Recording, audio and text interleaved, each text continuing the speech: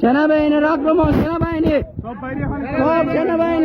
সেনাবাহিনী সব জায়গায় খাইছে, সব জায়গায় খাইছে, বান্ডিল খাইছে সেনাবাহিনীর অফিসার প্রমাণ আছে। সেনাবাহিনী সব সব সব মানুষকে মেরে ফেলতেছে, সব সবগুলা জানিম।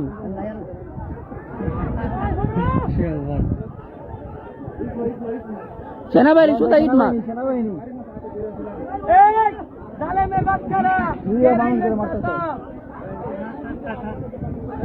সহযোগিতা করলো